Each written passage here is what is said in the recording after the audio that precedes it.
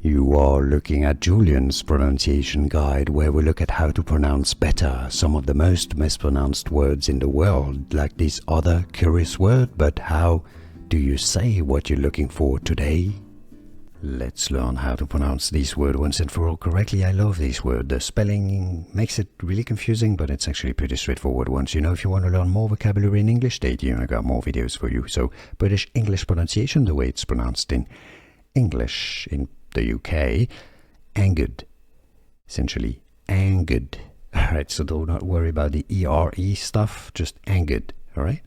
Because the R is essentially not pronounced pretty much in British English. Now, in American English in the US, angered, alright? Angered.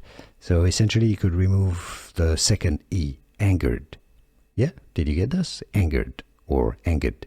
And now you know. Here are more videos on how to pronounce more confusing words and names too many mispronounced. Like this video if you found it useful. I appreciate your support. I'll see you soon and thanks for watching.